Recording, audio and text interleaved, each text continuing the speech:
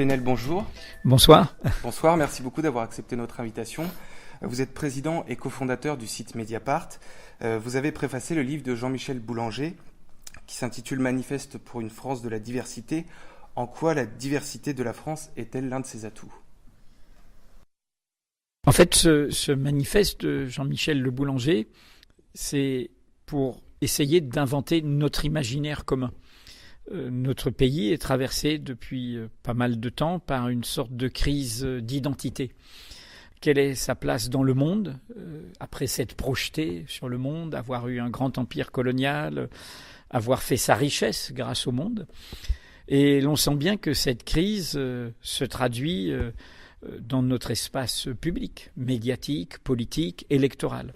Il y a des forces politiques qui désignent des boucs émissaires, qui disent que c'est une partie de notre peuple qui est le problème, en identifiant ça à la diversité, justement, d'apparence, de croyances, de couleur de peau, d'identité religieuse. Mais pas seulement la politique, pas seulement l'expression de forces xénophobes et intolérantes. Nous voyons bien, y compris cette année 2017, combien, hélas, cela revient toujours dans le débat public.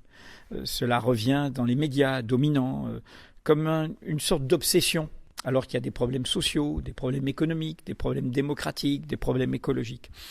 Donc ce texte de Jean-Michel Le Boulanger, pour moi, c'est le texte qui devrait porter la parole de toute la vie publique française. Que l'on soit de gauche ou de droite, c'est pas un texte sur quel programme social, quel programme économique. Là, il peut y avoir des divergences.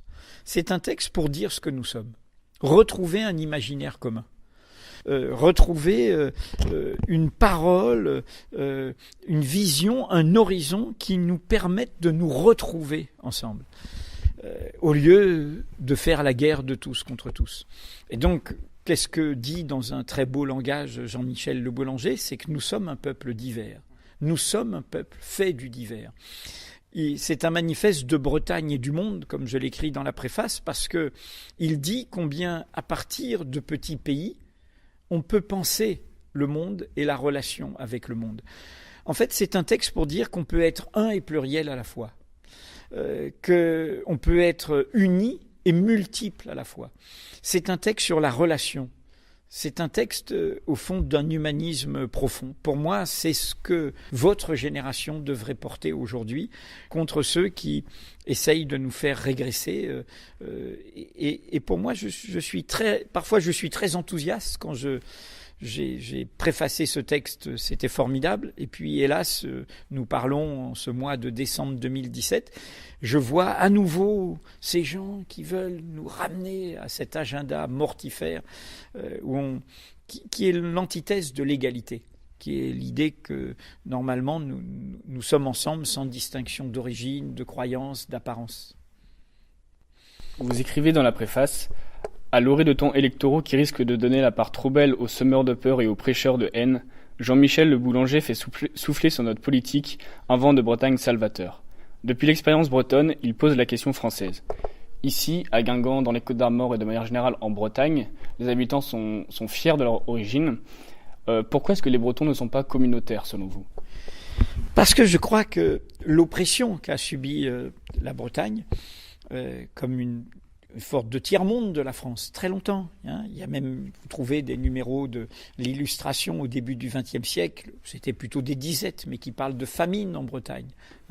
Je dis souvent, quand on parle des gens qui ne savent pas parler français, on oublie ce mot baragouiner. Et je prends souvent cet exemple pour faire comprendre qu'on est toujours l'immigré de quelqu'un, que baragouiner, dans une très vieille histoire, c'était les Bretons pauvres, misérables, qui fuyaient la famine ou la disette, qui allaient à la ville et qui demandaient du pain, bara, et gouine du vin, et qui ne parlaient pas le français. Et donc, cette projection qui a amené une très longue durée de migration bretonne, de migration lointaine de la Bretagne, parfois accompagnant l'empire colonial français, ce qui fut le cas de mon père comme haut fonctionnaire de l'éducation nationale, a amené toute une part de la renaissance culturelle bretonne dans le courant de Émile Masson, de Yann Soyer, Arfals, de Yves Pierson, qui a aussi été un des animateurs de Arfals. Et c'est l'histoire de ma famille, de mon père, qui avait appris le breton à l'université de Rennes dans l'entre-deux-guerres, à comprendre ce lien au monde et à ne pas être dans une logique de la très grande France dominatrice, de cette France uniformisatrice, de cette France impérialiste, et d'être du côté, en retrouvant toute une belle tradition républicaine, du côté d'une France humaniste, d'une France qui est contre l'esclavage, qui est contre la traite négrière, d'une France qui est contre les civilisations supérieures à d'autres, les humanités supérieures à d'autres, les religions supérieures à d'autres. Moi, je suis produit de ça. J'ai été élevé comme ça par un père qui a épousé la cause des peuples colonisés en ayant une profonde fidélité à cette histoire bretonne. À la Martinique, qui était un tout petit pays loin de la France, beaucoup plus qu'aujourd'hui, il n'y avait pas l'avion, il n'y avait pas le tourisme, etc.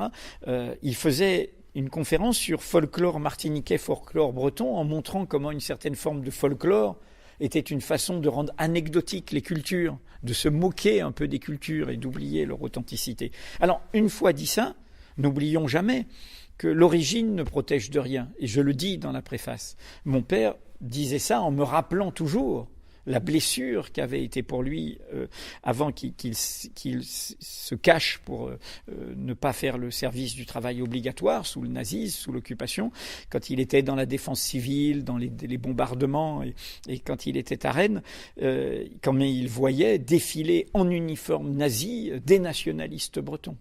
C'est-à-dire des nationalistes, et il y en a aujourd'hui encore en Bretagne, qui utilisent l'identité bretonne à nouveau pour en faire une identité de domination, une identité d'exclusion.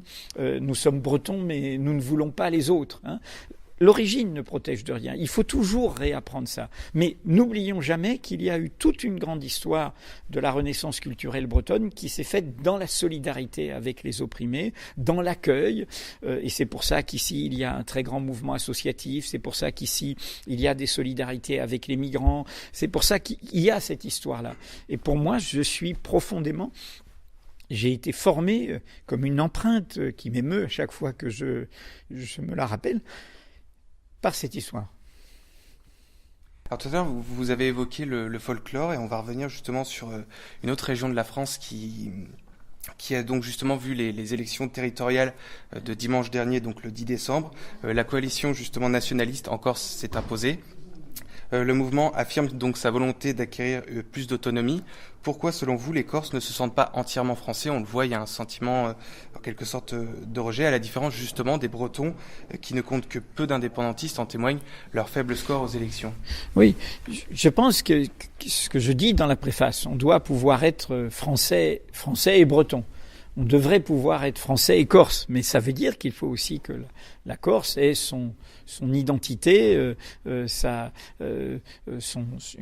statut qui lui permette de s'assumer comme cela. Vous savez, ce débat, on va l'avoir en 2018 à une échelle beaucoup plus douloureuse que la Corse. Parce qu'en Corse... Vous allez en parler de la Nouvelle-Calédonie. Donc, pour revenir sur la Corse, je pense que tout bêtement, la Corse a une histoire très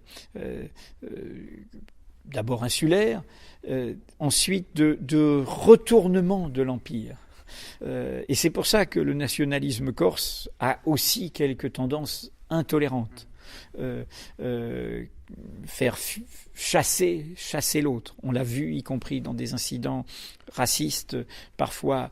Parce que la naissance du mouvement nationaliste corse et de son indépendantisme, et c'est très intéressant quand on retrouve les itinéraires des cadres dirigeants, a correspondu à la fin de l'empire colonial dans les années 60. Tout un monde de fonctionnaires, de petits fonctionnaires coloniaux, de militaires, etc., Corse avait accompagné la projection de l'Empire. L'Empire tombe, ils ne sont plus dans la grandeur, et donc du coup, c'est un paradoxe, ils vont reprendre y compris les termes, les mots de ceux à la colonisation desquels ils avaient participé. Donc, comment dire, il y a des spécificités. On pourrait parler aussi du Pays Basque, on pourrait parler aussi de tout ce qui a été trop occulté en Occitanie. Donc, ce qui est important pour moi, c'est de concevoir notre pays, et nous pourrions imaginer ça. Pourquoi ce pays ne pourrait-il pas être fédéral ? Pourquoi ce pays ne pourrait-il pas inventer une forme d'unité qui assume radicalement sa pluralité ? Après tout, l'Allemagne est fédérale. Après tout, les États-Unis sont fédéraux. Et ça ne les empêche pas d'être des puissances. Et ça ne l'empêche pas d'avoir des dynamiques. Et ça ne les empêche pas d'être européens non plus. Ou d'avoir des visions à l'échelle du monde, comme l'a eu la puissance américaine pendant tout le siècle écoulé.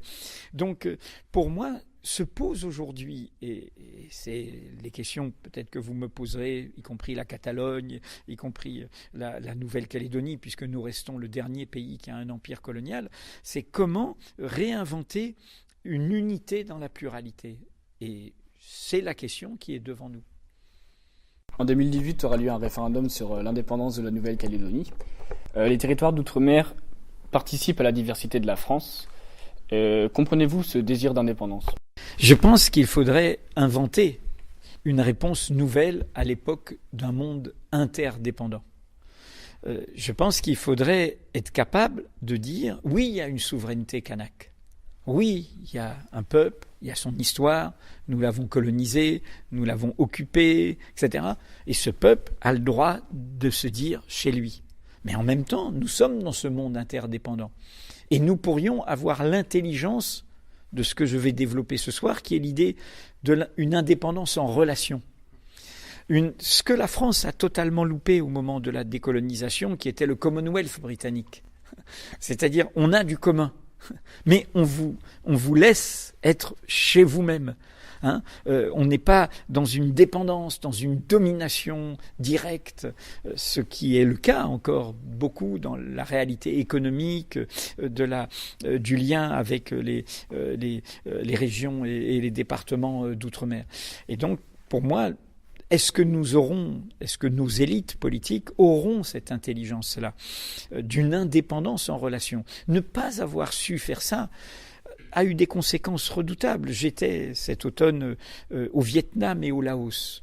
Cette Indochine qui a parlé français. C'est le premier moment loupé après la Deuxième Guerre mondiale.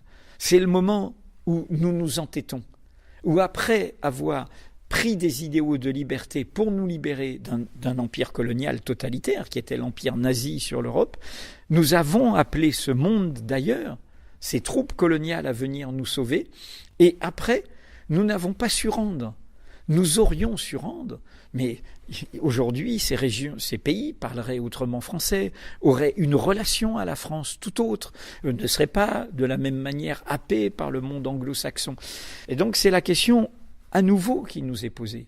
Est-ce que nous pourrions inventer une France qui accepte le pluriel en elle, ici même dans l'Hexagone, qui accepte de reconnaître l'indépendance de ces pays, tout en organisant une relation avec ces pays, tout en ne les lâchant pas, en disant c'est l'indépendance ou rien. Ce qu'a fait la France quand les pays ont vraiment voulu être indépendants, on les a largués, laissés à eux-mêmes, au lieu de construire quelque chose ensemble. Alors, on va maintenant revenir un petit peu plus sur la partie Mediapart, puisque donc vous êtes, on l'a dit, président et cofondateur de ce site, et justement vous êtes avec vos équipes à l'origine de plusieurs révélations de scandales politiques. Alors par exemple la campagne de Nicolas Sarkozy qui a été financée donc par le colonel Kadhafi, ou encore l'affaire Cahuzac pour ne citer qu'elle. Comment procédez-vous dans vos investigations ? Comme j'ai toujours procédé depuis bientôt 42 ans que je fais ce métier. Quand vous étiez au Monde, donc... Voilà, oui, j'étais 25 ans au Monde, mais comment dire, pour moi l'enquête c'est un puzzle. C'est-à-dire que, bien sûr qu'après, il y a le scoop. Il ne faut pas le louper. Je prends un exemple. Nous avons loupé, et nous n'étions pas contents. Mediapart était très en avance de toute la presse sur les emplois familiaux, sur la façon dont les parlementaires enrichissaient leurs familles. C'est nous, avec Mathilde Mathieu, qui étions les mieux documentés là-dessus. Mais on n'a pas marqué le but final. C'est le canard enchaîné avec l'affaire Fillon. Donc, évidemment, ce qui va faire le succès d'une affaire, c'est ce scoop final. Mais pour bien le faire, il faut faire tout le puzzle, pour moi. C'est ça qui est la clé, qui est le plus intéressant et qui fait la force d'un scoop. Alors comment ça se fait ? Ça se fait soit avec une intuition, soit avec une source qui vous met sur une piste, soit vous cherchez quelque chose et vous trouvez autre chose. Et ça se fait pour moi en dehors des règles que vous connaissez, sourcer, recouper, documenter, contextualiser. Ça se fait profondément. Ça, j'ai toujours défendu ça comme un travail collectif. Bien sûr qu'il y a un vedettariat de l'investigation, qu'il y a des notoriétés qui se créent, mais je crois que nous ne faisons bien ce travail que dans le collectif. Et s'il y a un ADN de Mediapart, en dehors de l'enquête, de l'exclusivité, c'est ce travail collectif.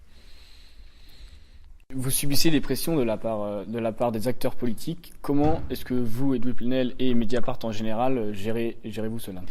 À Mediapart, on s'est donné les moyens de ne pas les subir. C'est bien pour ça qu'on dérange un peu et qu'on a parfois des campagnes très méchantes contre nous. Personne n'a prise. On n'imagine même pas de nous appeler pour faire pression, parce que nous le racotterions tout de suite. Non, il n'y a aucun moyen. La pression, vous la voyez, elle est publique. Ce sont les campagnes de dénigrement qui reviennent régulièrement. La campagne de dénigrement, nous en avons connu au fond 3 de campagnes de dénigrement. Une campagne de dénigrement pour dire qu'on était des fraudeurs fiscaux, alors qu'en fait on a mené la bataille au vu et au sus de tout le monde, et en informant l'État et tous les services de la République, la présidence de la République, sur la bataille pour l'égalité sur la TVA, l'impôt indirect entre presse papier et presse numérique, bataille que nous avons gagnée, mais on a eu une vengeance post-Cahuzac pour nous faire payer d'avoir gagné cette bataille. Il y a eu une deuxième campagne de calomnie pendant la campagne présidentielle, me visant à travers ma fille sur quelque chose de totalement faux, prétendant qu'elle aurait eu un emploi fictif à la mairie de Paris, mais c'était une campagne de pure calomnie. Voilà. Et puis la dernière, vous la connaissez, c'est celle qui a essayé de nous présenter. Enfin, je ne vais même pas y revenir tellement. Enfin, je vais pas essayer de la qualifier, mais c'était une campagne pour nous discréditer. Donc, comme nous sommes totalement indépendants, comme nous publions tous nos chiffres, tout notre actionnariat, tous nos résultats, nous nous expliquons, nous rendons compte, y compris quand nous trébuchons, nous expliquons tout, il n'y a pas prise. Alors, quelle est la prise ? C'est le discrédit, c'est la calomnie. C'est essayer, par la rumeur, par l'invention, de nous atteindre. Et pour l'instant, je ne vois que ça.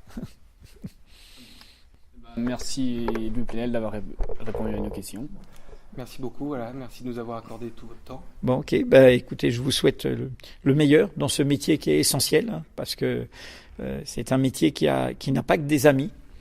Il vous enthousiasme, vous, votre génération, et souvent ce qui, moi, me fascine, le nombre de gens, malgré la précarité, les difficultés parfois de trouver un emploi, qui veulent être journalistes, c'est qu'il y a dans cet idéal du journalisme un engagement pour la démocratie, le droit de savoir des citoyens, et puis souvent, dans votre génération, un engagement pour la curiosité, pour le monde, pour les autres, etc.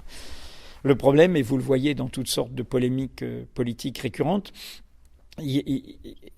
quand on prend de manière radicalement démocratique ce métier, il dérange. Et il dérange des intérêts pas seulement économiques, des intérêts politiques, des intérêts idéologiques. Ceux qui aimeraient que le journalisme soit d'abord leur miroir et ne leur échappe pas. Et ça, si j'ai subi souvent des attaques, que ce soit dans l'histoire du monde, même dans mes premières révélations ou à la fin, ou que ce soit là collectivement avec Mediapart, je pense que c'est parce que nous ne cédons pas là-dessus. Nous ne faisons pas de compromis là-dessus. Et je crois c'est important. Merci beaucoup. Merci à vous. Merci.